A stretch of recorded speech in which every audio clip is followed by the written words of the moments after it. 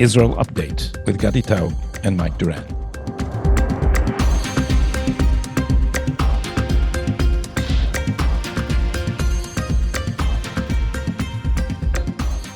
Hello and welcome to Tablet's Israel Update. It's been 326 days since October 7. It's a Tuesday, August 27, 2024. I'm Gadi Taub in Tel Aviv, and waiting in Washington, D.C. is Mike Duran. Hi, Mike. Hello from the headquarters, Gadi. Oh, we didn't say headquarters for like maybe 30 programs or something. That's very refreshing. I have a story to tell you, but before I do, we're going to ask you guys to subscribe. We always do that at the end of the program, and we finally figured out this marketing trick that it's better if you do it in the beginning. So please subscribe to one of our channels. You can get us on the Tablet website on audio. You can get us on YouTube on the Israel Update channel, and so can you do on Rumble. The story I want to tell you, Mike, is about the media. We're going to speak about the media a little bit later on this show because there's a lot of amusing stories, but none as amusing as this one. Tzvi Sukkot is a guy from the National Religious Party with huge payas, if you know and this in the fashion of the Noar Gvaot, of the youth of the settlers, because he doesn't have he's not wearing black. He's wearing a colorful, large kippah and very long peot. The hilltop youth. Hilltop youth. So it's the fashion of the hilltop youth. And he was interviewed on a left-wing podcast called Radical by Dr. Jeremy Fogel. And then they decided not to air the episode. And the reason is that he came out too well. They said this. They said this. He seemed completely sane. And as they explained, they had an episode about the episode, and they said he's a neo-Nazi, and it's and the guy that was interviewed on the next episode said he should basically be in jail. But the problem was that he sounded too articulate and too sane. And so they decided to shelve this. And Mike, I have to tell you, this happened to me exactly. I was working on a pilot on a new TV channel. Some billionaire got the idea that there's room in the Israeli market for yet another leftist channel. So they started up. It's called Relevant TV. They brought a lot of talents. They get a lot of money. Nobody watches this. And I did a pilot with their legal analyst, who is a great guy and a professor of law, and very open-minded. And so we decided to do something like Crossfire, and we did a few pilots. And then I have positive confirmation that the problem was that the right side of the argument was too articulate, and so they decided to shelve the pilots. So that happens over here all the time. They only want idiots to represent the right-wing point of view. Exactly. And this is why there's so much room for us, Mike. Here are two non-idiots from the right. So we say. So we say. Exactly. So we say, but better to be on the safe side and not watch this in case we are right. So before anything else, what are the headlines? Okay, Gadi, there are really only two items in the news that I think we need to focus on. One of them is the hostages for prisoners deal that's being negotiated in Cairo right now. Yaron Avraham, he's a correspondent on Channel 12 News, reported last night that progress has been made in the negotiations, but he said that only because the mediators have decided, that's the U.S., Qatar, and Egypt, have decided to temporarily set aside the two major bones of contention. That's the fate of the Philadelphia and Netzarim corridors, and to focus instead on all of the other issues that have to be resolved. And that's the numbers and identities of the Israeli and Palestinian hostages and the rate at which they'll be released. According to the print version of Abraham's report in the N12 website, quote, Israeli officials said last night that despite the progress in the Cairo talks, even if the agreements are reached on all issues, it will be impossible to force Sinwar to grapple with the dilemma without Israeli flexibility on the issue of the Philadelphia corridor. So, Gadi, that's what you and I have been talking about in a lot of the previous episodes.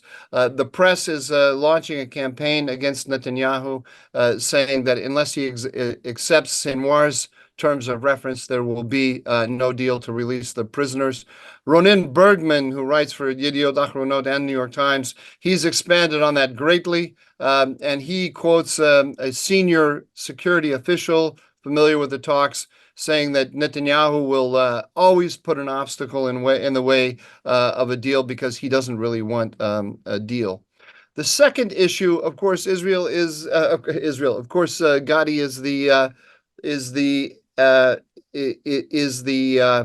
exchange of blows between Hezbollah and Israel over the weekend. They engaged in some of their heaviest cross-border attacks in months on Sunday.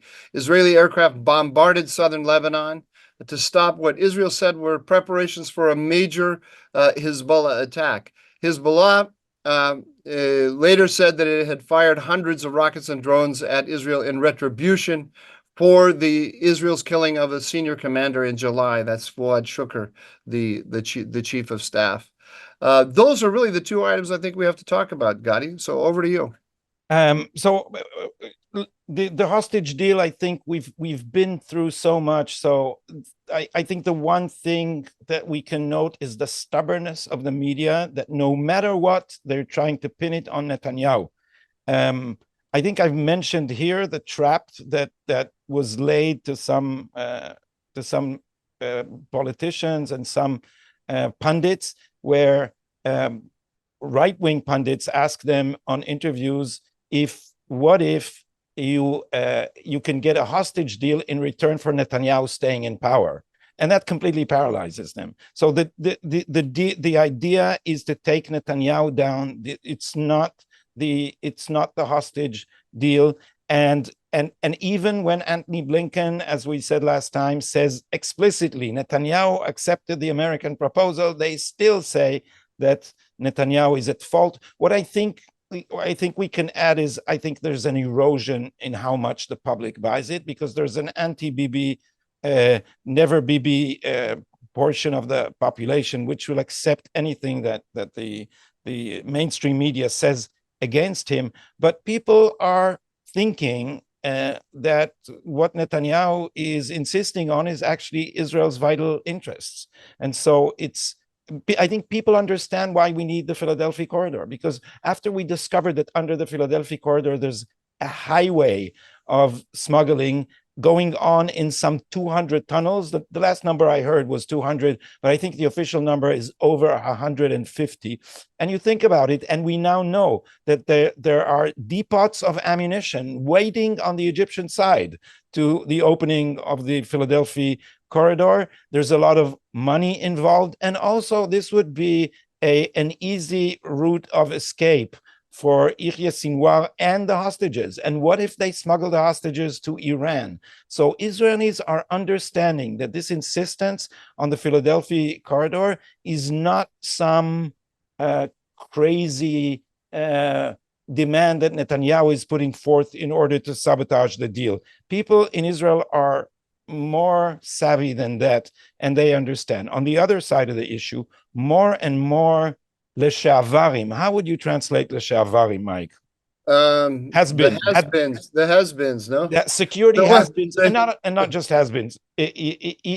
Even as we have noted, Minister of Security, that you call Minister of Defense, Gallant, the chief of the IDF, has been also hinting that we can do without the Philadelphia corridor, and it would be enough to have sensors there. Yeah, we know what sensors can do. We tried that until October 6th, and up to October 6th, it actually worked. I wanted to make this the dumbest take on the news, but I'll reveal it now, because what I did on Twitter is I pulled out of the archive, I pulled out a huge full-page ad that was signed by hundreds, or is there hundreds or 100 senior officers in reserves and senior people in the security establishment, in which it says the disengagement from Gaza is good for security.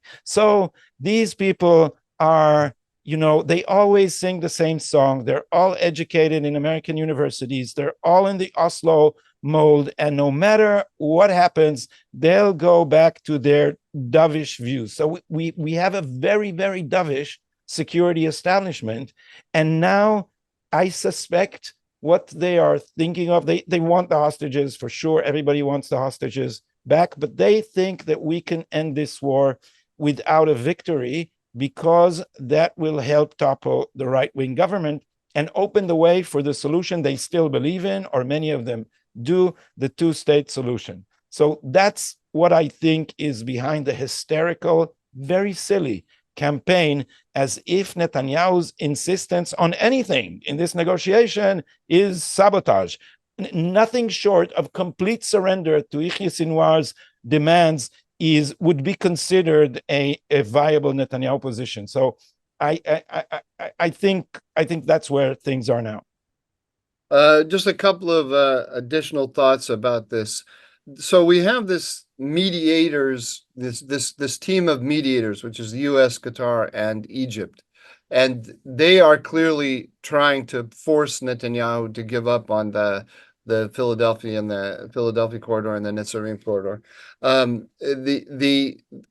which means that they're not really mediators, because a mediator should be equal between the two sides. They're really putting their thumb on the scale, and one of them is the United States, on whom both Qatar and Egypt are dependent. So Egypt and Qatar are not going to be less anti-Netanyahu than the United States. So the U.S. is already setting the direction there. But let me just focus for a second on Egypt, and realize that Egypt has real interests involved in this question that go way beyond Gaza. One of them, its relations with the United States. Number two, the Suez Canal. The Suez Canal is one of the major sources of revenue for the Egyptian state, and the transit through the canal is way down as a result of the Houthi attacks. So they're saying, if we can just get it to a deal, the traffic through the Suez Canal will resume, and that will be to our advantage. And then another thing that hasn't gotten much attention at all, but I think deserves more, is the rise of Iran in Sudan. The Iranians and the Russians, their influence in Sudan is on the rise significantly. The rise of the Iranians all around the Red Sea, not just among the Houthis, but also in Somalia and in Sudan, is increasing. And of course, we have the Russians in Libya as well. So the Egyptians are increasingly flanked by Russian and Iranian power. The U.S. is offering them no real viable alternative to that, a way of combating that. And so if you add all of those things together, they're gonna in addition to their interests in Gaza, let's put even those aside, they also have interests in Gaza that make them want to keep the tunnels and keep their control over the crossing, and so on. If you add all that up together, the Egyptians are not disinterested actors here at all. They have a strong interest in pushing Netanyahu to accept this deal. So that's just another reason why I wouldn't take the press accounts at face value. Mike, since we are recorded and not live, I don't know what the status of breaking news is, but there's breaking news as we speak, and I think we'd better note them. This is a hoda'ah, no, what's happening to my English? A report? Not a report, a notice? Yeah, from Dover Tzahal and Shabak, the PR person of Tzahal and of Shabak. It's been released for publication that a complicated operation of Tzahal and Shabak, that is Shin Bet in English, usually you say the security service, today they managed to free another hostage. The hostage is Farhan Kadi, 52 years of age, that was kidnapped from Hamas by Hamas on 7th of October. He is a Bedouin, and we cannot reveal many other details except that the units that released him were Shayetet 13, the elite force of the Navy, Khativa Division 401, and Yahlam and Shabak.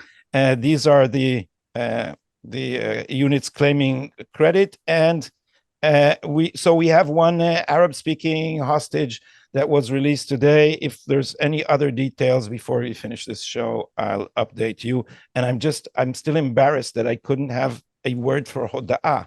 There is notification, alert. What do you want to? Yeah, well, and all this we should give credit to the amazing channel of Abu Ali Express.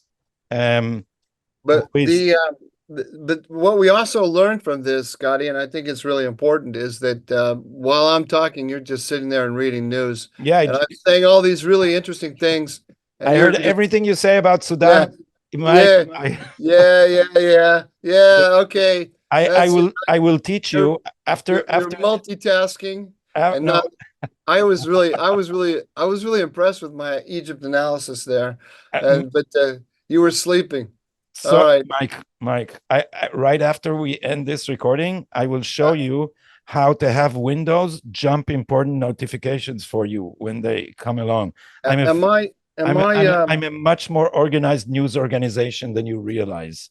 Am I showing deep insecurity here? Is that did I just reveal that I'm very sensitive? Anyway, so yeah, that's very interesting, and that's going to affect the negotiations somewhat.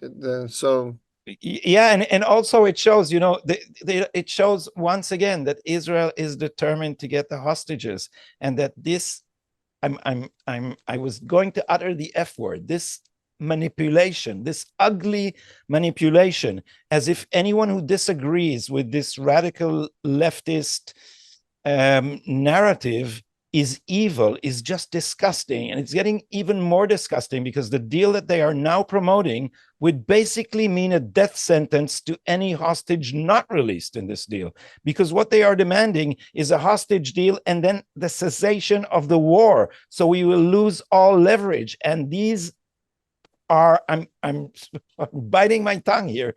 These people are selling this as if they care about the suffering. And when you argue with them, they say, what if your daughter was now in the tunnels? And so what they're promoting is a death sentence to the rest of the hostages. And it's just, it's morally abhorrent the way that they are shameless in manipulating public debate. And I think people are realizing that, or at least so I hope. Shall we go to Hezbollah, Mike? Oh, wait, I see it. There's some breaking news here. Mark Zuckerberg says that that the White House pressured Meta to censor COVID-19 content. Isn't that interesting? there's okay. Wait, there's also some very interesting news here about why Jennifer sorry. No. Mike, this will end in retaliation. I know. I can't. Well, I couldn't think of her name. I was trying to find something. Yeah, you were so amused by your own joke. Yeah, I was amused by my own joke. Yeah. All right. All right. I always tell you that a good show is a show that people enjoy, that the broadcaster enjoy. There's one caveat to think. A good comment is not when the comedian laughs. When you shouldn't be too amused with your own joke. It's always a bad sign. I agree. Okay, we'll move on. I'll get serious here. All right, I'll get serious here. What are we talking about? We're talking about what? Hezbollah. Let me remind you of an item you just read in the news, or were you not concentrating when you read? I was concentrating. News bulletin. So since I was listening, I will tell you. Israel, what was it? Israel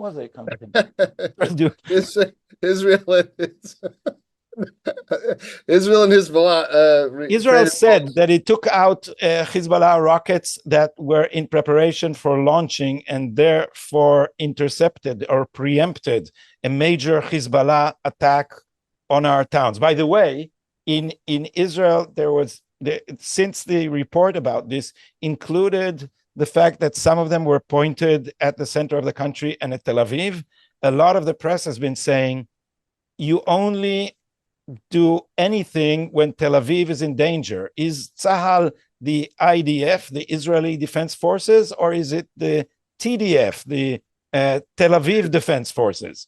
What about the people in the north suffering under Hezbollah attacks all the while? Yes, and all the councils, the councils in the north got together and signed a letter of protest. It was very interesting Yeah. about it. Yeah. It reminds us that the government is under enormous pressure to secure the north and to bring everybody back to their homes. I have a different interpretation of what happened this weekend than we're hearing in the news. Let's put it this way. I don't think the stories that were being told, I don't think they all add up. All the facts add up. I'll give it to you like this. We're told that the Israelis saw preparations for a major attack, and they preempted, destroyed all the launchers and missiles on the ground before they could, or most of them before they could launch. Hezbollah got off some dozens of attacks, but those were of launches, but those were all foiled by Iron Dome mostly. Any landings that there were didn't really do much damage. But this doesn't square, this story in my mind doesn't square with the other fact that we have, which is a relatively small number of Hezbollah fighters died. I think it's like about 7.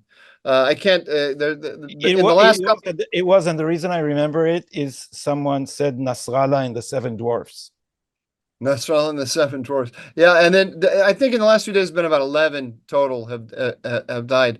These two facts, they don't square in my mind. So I don't think that this is what I don't think that what we are told happened in the way that we are encouraged to think. I think the actual truth of what happened over the weekend is more something like this, Gadi.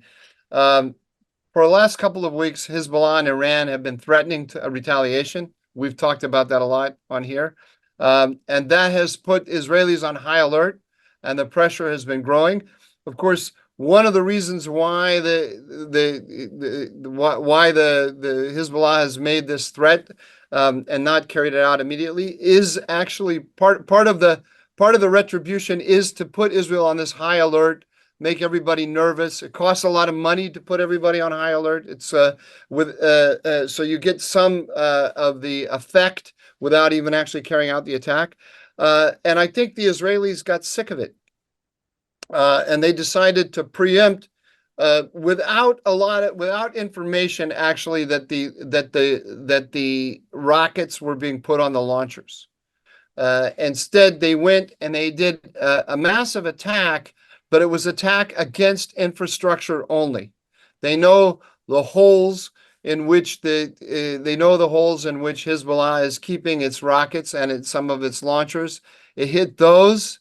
It was careful not to kill a lot of people, but to just take out infrastructure. This is not something you could do if the rockets were actually being put on the launchers. If the rockets are being put on the launchers and you hit them, you're going to have lots of huge explosions, and a lot of people are going to die who are going to be in the vicinity of those launchers. They attacked only launchers and missiles that are in south of the Litani, which is also interesting. They didn't hit any of the precision-guided missiles that are in the Bekaa and north of the Litani, and that was a signal of de-escalation actually to Hezbollah. So I think the actual picture is very different than the one that we're being presented with. That's very interesting. How does the fact that they did it only in the south signal de-escalation. What this seems to be is if Hezbollah, if I'm reading your interpretation correctly, if Hezbollah did not plan a major attack, then Israel is pretending that Hezbollah is escalating, and in return, it is can you say in English, re-humiliate? Re-humiliate? Yeah. How about I don't that? think that I don't think that's a phrase, But everybody understands what I we meant. can start it. We can start Yeah, it. yeah. You can create it. So Hezbollah is already. I don't know if you saw all those jokes about Nasrallah being chicken. Yeah. Well, they hit it. The major target that Hezbollah did hit was a chicken coop. Yeah, but it works better in English. There's since now you can do it with AI. There's the Arab media is flooded with animation combining Nasrallah and a chicken, and saying basically that he is incompetent, and also that his boasting and bluster is all bluff. So Israel is pretending that Hezbollah is escalating. Can't be. Well, let's so I don't want to. I have an interpretation here of the facts as I see them. It's a hypothesis. I don't want to push it too hard. There's something called a launch cycle if you're an intelligence analyst, and the launch cycle begins with the political order. Let's say that the Israelis know that Hezbollah is going to start launching rockets when Nasrallah says chicken on the telephone, and that's the code word. And so that's the political decision that begins the launch cycle. But then that has to translate down through the operational elements, and it takes a little bit of time before you have operational elements actually going and getting rockets and putting them on launchers and so forth. So if Nasrallah said chicken, then the Israelis have evidence that that an operation is about to begin, and they preempted. Of course, we also have all of the statements from Hezbollah over the last 2 weeks that it's coming, it's coming. You know, they have this big windup. We've got to. Our fist is coming at you, and boy, it's going to be really powerful. I mean, it kind of reminds me. Do you remember that scene in what were the adventure movies with Harrison Ford? He was in the Temple of Doom and the Indiana Jones. Indiana Jones. Do you remember the scene where the guy comes out with the scimitar and he's brandishing his scimitar, and then Harrison Ford just pulls out the gun and shoots him? Yeah. This is kind of what happened between this is how I see what happened between Hezbollah and Israel. It's not that the Israelis had no indication that this was coming. It's just not that they weren't actually putting the rockets on the launchers at 5 a.m. in the way that the Israeli statements suggested. And it's a de-escalation, because this is, imagine you're in a bar, and you go up to a guy who's a pretty tough guy, and you're threatening him, and then he just gives you a slap, right? A pretty significant slap, and it's a sign. I don't want to fight with you. I'm willing, but I am willing to fight with you if you keep all this up. And that's how this was a de-escalation, or at least offered Hezbollah the opportunity to de-escalate. They were very limited. They were geographically limited in their attack. Mm-hmm. They attacked in such a way as not to kill a lot of people. And they also allowed Hezbollah to maintain their precision-guided weaponry, which is actually the strategic weapon that the Israelis fear the most. Yeah. So what basically the message to Nasrallah from the Israelis was, if you want to go, we're going to go up 1/2 of an increment on the escalation ladder here, and we're going to preempt you. to show you that we're not going to take this nonsense anymore. If you want to continue up this ladder, we'll match you, but we suggest to you that this wouldn't be a good idea. Yeah, so I'll add some bouncer wisdom to that. I'm not a bouncer, as you know, or anyone who has seen me in the flesh knows that I'm not a bouncer. I look tall only on television, and but I did write a book about nightlife in Tel Aviv, and so I talked to a lot of bouncers, and one of the things that they would say as their common sense in the old sense of the word, like the communal wisdom, the accepted wisdom of the bouncer profession is this: if you just slap his face, he'll come back with his friends. If you break his knee, he has 3 months in physiotherapy to think if he wants to mess with you again. So that's street deterrence. So it might to apply that to the logic of what's happening. I think that since what you say is probably accurate, that Israel took it half a notch up, that can be interpreted as escalation or as de-escalation in the way that you mentioned. And I'm following this closely. And I think that before we finish the analysis section of our program and move to discuss viewers' questions and the mistake, I think there's an elephant in the room which we have to start discussing and probably need to discuss further in the next episodes. Is I don't want this to wind down. I think I thought as long as the Gaza operation was moving ahead in full force, and before we took control of the Philadelphia corridor, which I think was a turning point in the what is happening in this war. We all said that the North would wait until we finish the major operation in Gaza, but the North can't wait indefinitely.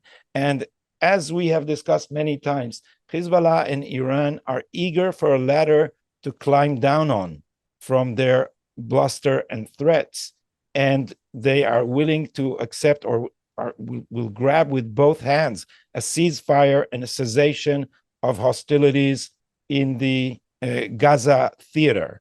And because they want to go back to the nuclear program that they have in Tehran, and so long as they have not finished developing nuclear weapons, they need Hezbollah to deter Israel. We, on the other hand, can't afford to wait until they have nuclear weapons. So eventually the showdown with Iran will come, and it's much better that it would come sooner rather than later. Problem, as you have often pointed out, it will be difficult to go out on a full-scale war with Iran, with the United States against us as opposed to backing us. So there's another clock here where we have an American administration that's opposed to such a war, but but the current president is a lame duck and he has not yet won the election. So the quagmire is quagmire the right word here? Conundrum? What's the right word? I think dilemma, no? Dilemma. How simple. So the dilemma here is, what is the right window of opportunity?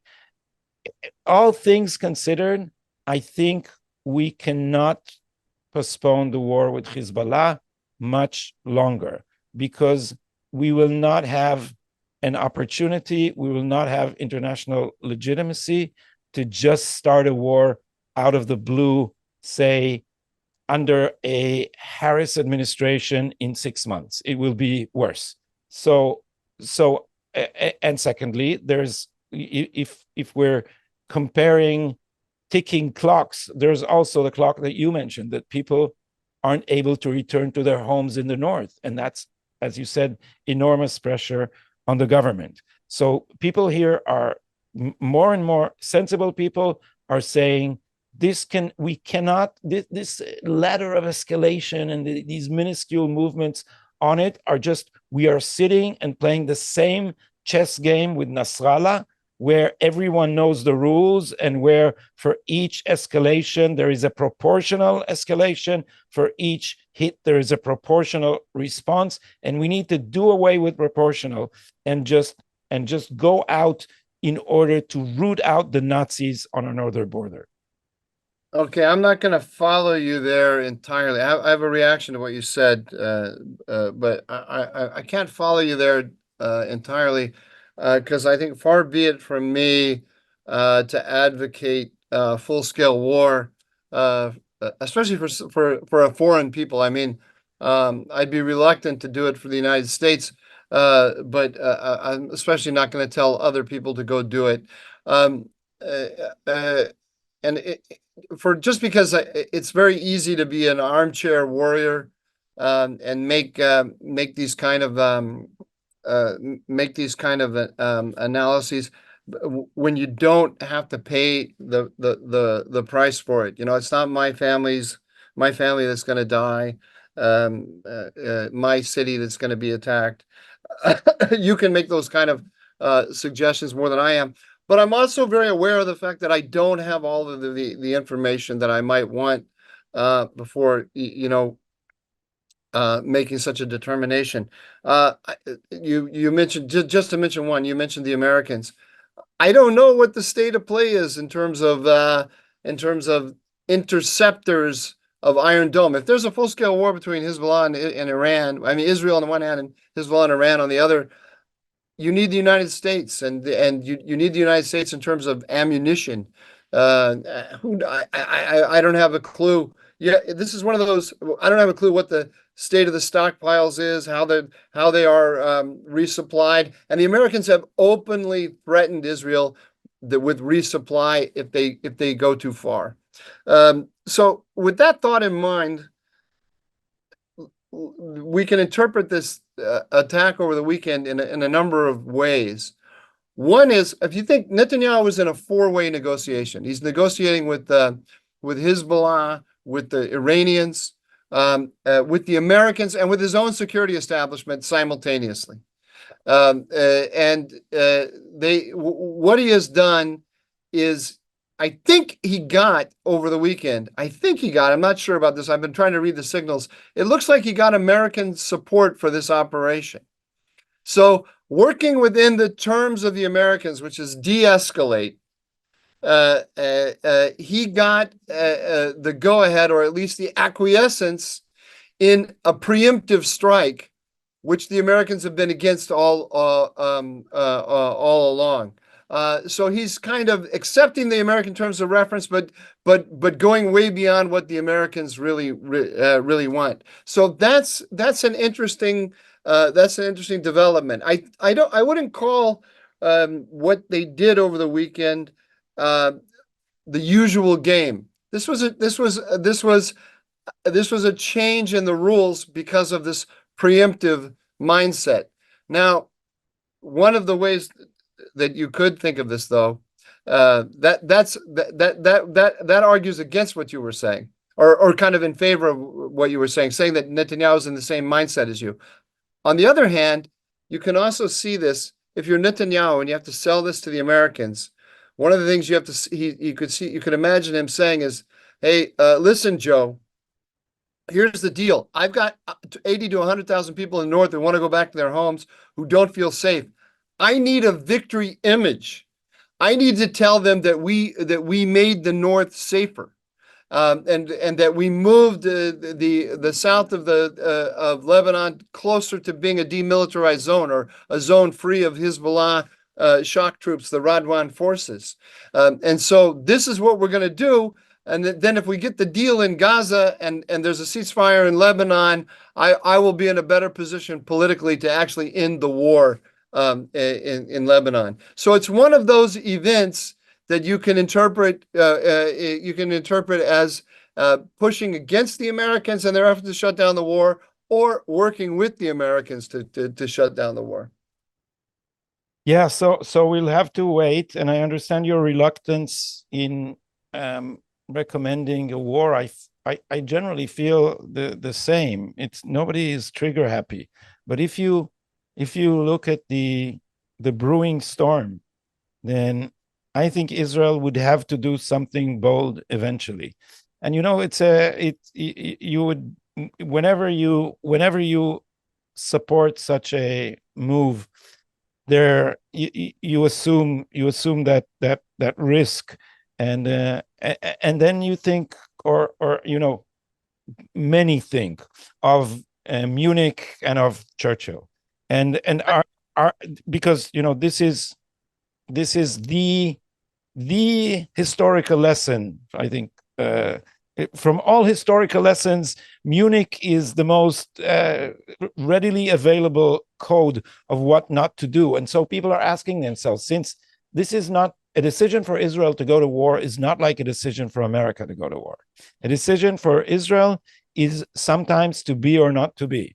It's the threats are existential, and as Donald Trump said, Israel is very small, and its enemies are legion, and they occupy a huge territory around us, and so our margin of error is very small, and it is an unenviable position of any leader of Israel to face such decisions that may end in the extinction of one's country. So this is it's not easy to be a foreign analyst recommending this. It's not easy to be a local analyst supporting this. I sent you, I think, a brilliant expose by our friend Avi Bareli, who basically made the same argument that I made here. But it's if you have to sit on the chair where the decision is made,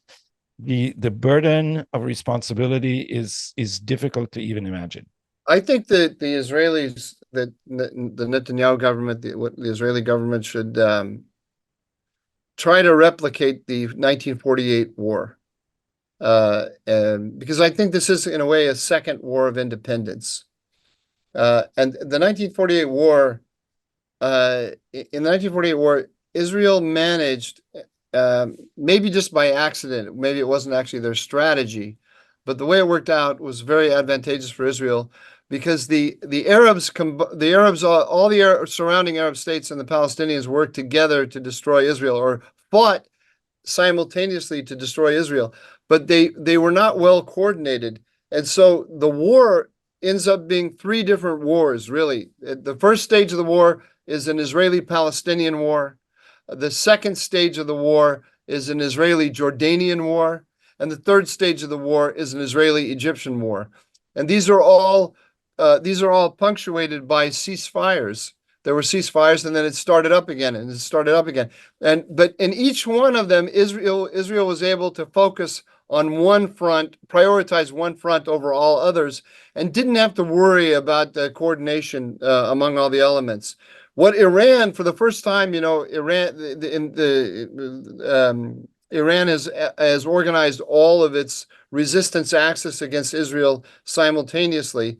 The way it's worked out so far is that Israel's able to focus on Gaza without worrying about excessively about Lebanon. I know that obviously the Lebanon front is there. It's been hot, and it has caused a lot of hardship for 80 to 100,000 people. But the military focus has been on the south. I wouldn't want to behave in such a way that would bring Iran and Hezbollah together and able to coordinate. I think disaggregating them, dealing with them one at a time, is a smart way to go about it. So here's the dilemma about that. The dilemma about that is that we don't have a full and complete answer to the rocket threat that Hezbollah poses. They're exacting a price from Lebanon as a state is not a viable strategy, because we are fighting Hezbollah and not Lebanon, and Hezbollah's care about the fate of Lebanon, they don't bear direct responsibility, so the price is not a price that they are going to pay. So the way to exact a price for them is to hurt the Iranian economy. So this is the dilemma that Israel would be facing. If we if we need to suffer a painful, constant barrage of rockets on our cities, on our strategic targets, what is the price that we can exact from Hezbollah? You're in a dilemma there. You really are. There's no way. There's no way that Israel can behave militarily that will decisively end the rocket and missile threat from Lebanon. No conceivable course of action can do that militarily, because you would have to occupy all of Lebanon, which is an impossibility. Even if you occupied up to the Litani and even took the Bekaa, which you're not going to do, but if you were to do that, the threat would still be there. And even if you were able to end it for a few days, the minute you start pulling back, the rockets and missiles are going to start again. I mean, even Hamas, after 10 months of fighting and occupation of the Gaza Strip, is still firing off rockets from time to time. And they're not effective, but it just shows you the difficulty of eliminating completely such a threat. I agree with you. Ultimately, the Iran has got to be the target. That's the address for ending this threat really is Tehran. But for Israel to carry out the kind of Israel alone to punish Iran in such a way that it would cut off the supply of weaponry to Hezbollah, it's hard to imagine. Not just cut off, but order Hezbollah to change Yeah. its course. And there's also an apocalyptic scenario here, which I always hesitate to even contemplate, is that if this becomes a full-scale war for survival, Israel can behave in such a way as to drag its allies into a war. That's not advisable. That won't be a good thing in the long run. But there may be a point in which escalating the war would force the United States to intervene, and it would not intervene on the side of Iran. So I'm not saying this. I don't want to create the impression that this is a strategy I now somehow recommend, but I just want to put this on the table, because I think that when we think of doomsday scenarios, I think, Israel. This is a difference between now and the 1930s. Israel will not go to as we say in Hebrew, like sheep to the slaughter, if there's a serious threat of a second Holocaust. Yeah, I don't think we have to go to the doomsday scenario here when we're talking about these things. What I saw as a positive development this weekend is this: Israel moved for the first time to a preemptive mindset and took preemptive action. What I'm saying here in my analysis, if it's correct, is that the Israeli action, the preemptive action, was much more limited and targeted than we have been given than the impression we have been given would suggest. But it was still preemptive, and I think that is what you need to counter the rocket and missile threat. Israel needs to start being the initiator rather than just being reactive. It needs to actually force difficult decisions on Hezbollah rather than just sitting and taking it from Hezbollah and Iran. All right. So now, before we move to the dumb mistake, we still have some responses to the questions and comments of viewers, which are many, I have to say. We get a lot of comments under our videos on both YouTube and Rumble. Yeah, of course we can't deal with all of them, but before we do that, let's do the first 200. Okay, well, I have some here that are pretty indicative of all of the comments. Here's one from, I believe this was from Rumble. No, this was from YouTube, and this is from Angela Sophia 3705. And she said, Gadi, I have such a crush on you, like a little schoolgirl. Brilliant and funny. I think she's saying you are brilliant and funny, not that she is brilliant and funny. Brilliant I and think funny. she must mean you, Mike. No. Of course, I think that this is you are Angela Sophia. You created this. You're not fooling anyone with these things, but Mike, I think that you're climbing up the escalation ladder here from the beginning of the program is going to end in a surprise preemptive attack. So be on your guard. oh, hold on a second. Just in, Gotti, Ben Affleck, according to a source, is very focused after Jennifer Lopez's divorce filing. Mike, let me And let me tell you something closer to the camera. I edit this video in the end. I do that.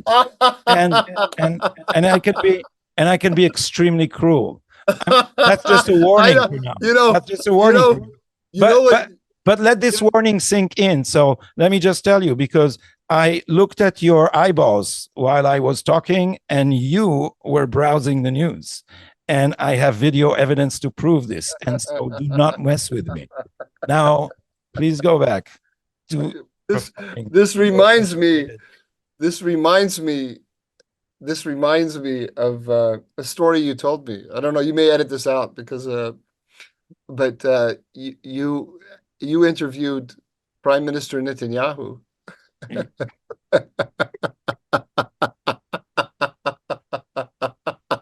That I veto this story. I will not let you embarrass. All right, you know where I was going. Okay. All right. So then we have Mendocino 14 on Rumble. And he says, now listen to this one carefully, Gotti. He says, Director of the Hudson Institute, Mr. Duran, misspelling my name, D-U-R. And also your title. You're not the director. Yes, yeah. He elevated me with Director of the Hudson Institute. He says, Mr. Duran, you are improving, allowing Dr. Taub to complete detailed thoughts. Thank you.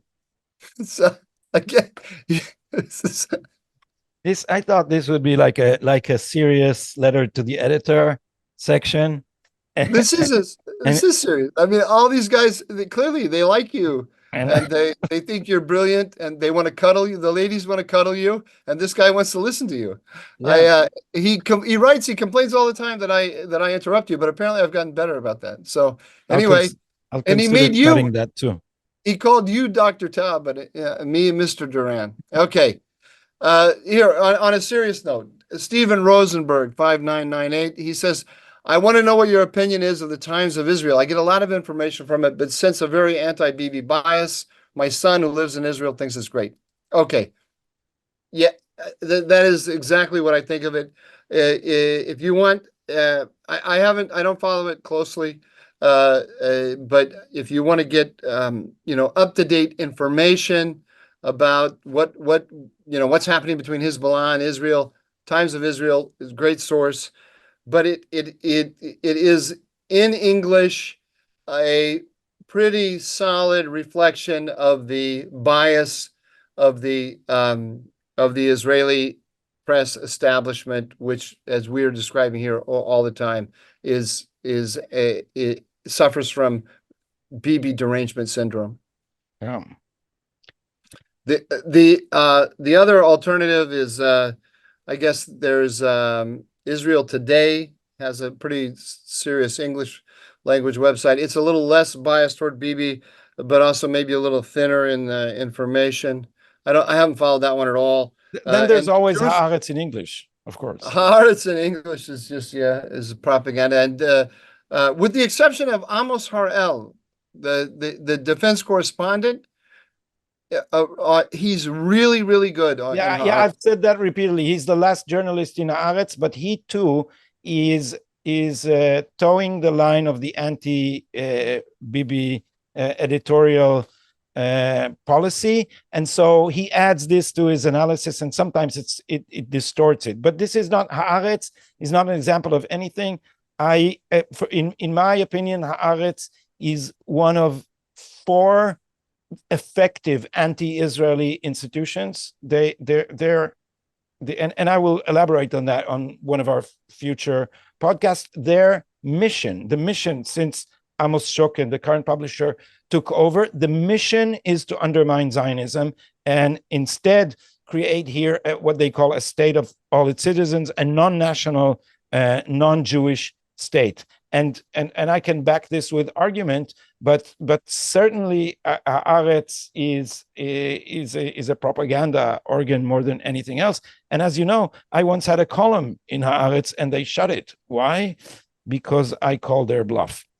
So, I think for the English language people, though, that if they want solid information on defense matters, Amos Harel is a good source. Just ignore the paragraph where he says, and therefore everything that Netanyahu has done has been terrible. Just ignore that bit. But if he tells you something has happened, you can be sure it happened. I think the one really good source on Israeli matters is the Israel Update podcast. Absolutely, yes. We're here. We are the antidote. We are the antidote to the anti-Netanyahu bias. Not because we are propagandists for Netanyahu, but because the distortion of everything by this political agenda is completely wild. So if you want to be even keel, you have to counter a lot of this propaganda. Of course, there are people who are Netanyahu Bibistim, as they say, who are Netanyahu. I would say not just supporters but also fans who defend anything Netanyahu says. We've not been on that page, certainly. But anything you read outside maybe this podcast and maybe Caroline Glick, who I think is one of the best sources on Israel, then you would drown in the anti-Netanyahu narrative. And if you live in America and follow the mainstream press, you have a good example with how a lot of the press treats Donald Trump, and then you can pretty well imagine the Hebrew Israeli press and the way most of it treats Netanyahu. So now to the dumbest take, Mike, unless you want to say something about our own podcast as a wonderful source for. I wanted us to have a slogan, by the way. Your most reliable source on Israel and Middle Eastern news. It's a little too long, but I think we should adopt that as a byline. We'll work on it. You know, this is the first I've heard of it, so I don't want to approve. You don't want to respond on air. Yeah, say something irresponsible that would make Israel. Well, anyway, the Onion used to have a byline saying that your finest news source, the Onion, the satirical, and I thought that was brilliant because fine is just such a neutral word when it comes to news. So for the dumbest take. But I saw a quote on the internet the other day from Abraham Lincoln saying that not everything on the internet is reliable. Yeah, but everything on the Israel Update podcast is totally reliable. Also from Abraham Lincoln. He recommended. Yeah, Mike. So your dumbest take on the news. My dumbest take on the news. I didn't want to quote some of the people because I know them. So just take my word for it when I tell you that after Kamala Harris's speech last week at the DNC, where she made pro-Israel statements, a lot of people came out and said, "Aha! See, she's a lot better than we have been told. Look how fantastic she is." I think actually it'd be worth if we played the clip of what she said. Let's do that. With respect to the war in Gaza, President Biden and I are working around the clock because now is the time to get a hostage deal and a ceasefire deal done.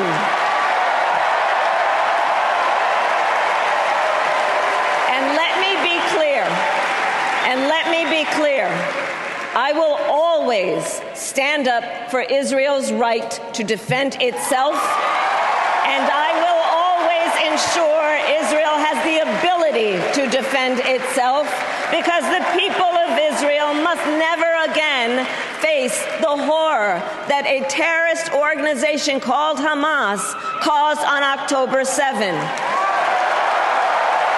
including unspeakable sexual violence and the massacre of young people at a music festival. At the same time, what has happened in Gaza over the past 10 months is devastating. So many innocent lives lost. Desperate, hungry people fleeing for safety over and over again. The scale of suffering is heartbreaking.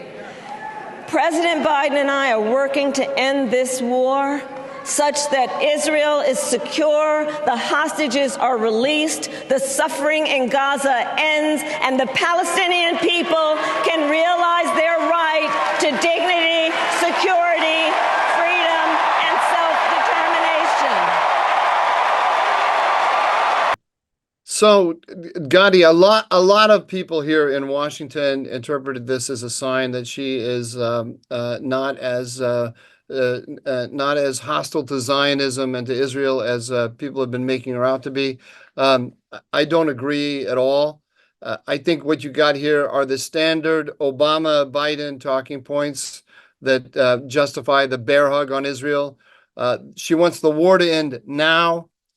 She is critical of Israel for the suffering of the Palestinians in Gaza. She is saying Israel has a right to defend itself, but that just means that the United States will define how it should defend itself, when it should defend itself. These are the same talking points that Biden has been delivering when he has opposed Israeli entry into Gaza, into Gaza City, into Khan Yunis, into Rafah, when he has opposed Israeli attacks on Iran, when he has restricted Israeli ability to hit back against Hezbollah in the north. There's no change here whatsoever. These are just standard, absolutely standard Obama-Biden talking points. Yeah, boilerplate, but it works. I think the talking points have been designed to disguise the actual policy. And let me also note that she ended with support for a Palestinian state, which the State Department has been hinting that it would recognize unilaterally. So at the end there, after she said freedom, dignity, and whatever else, she said self-determination, the right to self-determination. So she wants to reward the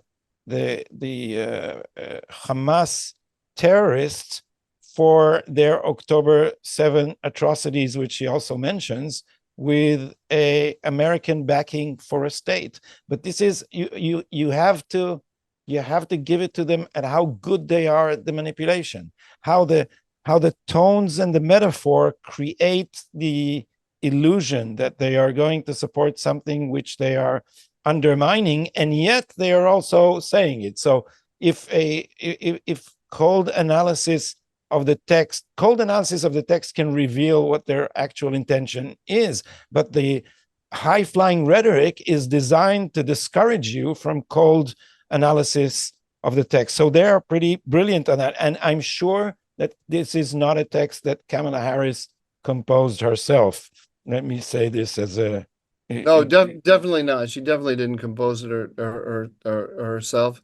And I agree with you. They are very, very, very talented at it. But there's also an industry of pro-Israel organizations and individuals who want to hear in this rhetoric something other than what's really there, and that's remarkable, is their ability to generate these third-party validators that say that they're actually that the Biden administration is actually delivering something other than what it's delivering. Yeah. So my mistake is I wanted it to be the Mefakdim LeBitchon Israel, the ad in the newspaper that I already quoted of the has-beens, the former generals who have not missed a chance. I guess we would say the formers. The formers. Not rather the has-beens. Has-beens is a little bit too to condescending. Well, they actually deserve more condescension than even I implied, because I don't remember them being right on anything. So I had to pull something out, something else, and that something else is a piece by Nadav Eyal, whom you often read, Mike, and sometimes argue with in Hebrew over Twitter. And Nadav Eyal had a headline this last, I think it was yesterday, so Monday. Hamas is beaten, Hezbollah is humiliated. This is the time for a hostage deal. And if you look back at what Nadav Eyal has been writing before, this is, and I'm following Yotam Zimri, a pundit here in Israel, who just put these two in comparison. So from exactly 3 months ago, 24th of May, Nadav Eyal wrote a piece saying, here comes the collapse, in which he mocked the idea that Israel can win this war. And the conclusion from the fact that Israel could not win this war is that we have to opt for a hostage deal. So this has been going on all along, and one wonders if at any point the readers of these newspapers are beginning to lose faith in the good faith of the journalists who are feeding them this propaganda all over. Anything about Nadav Eyal before we part? Well, not just about the press here. I keep wondering when people are going to wake up in general. I mean, we have the same press that told us that Biden was in great shape before the debate with Trump, and that his mental acuity was enormous.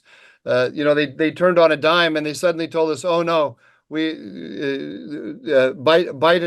has to go. Biden has to go now."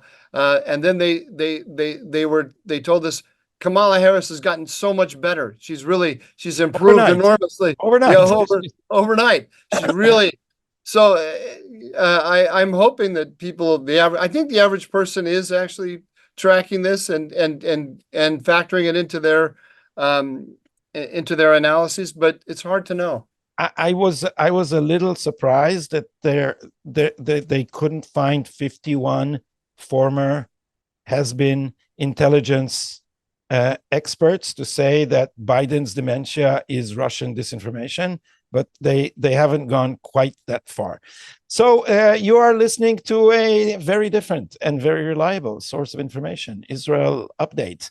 Please subscribe to our channels, and we will be here next Tuesday as usual. Thanks for watching.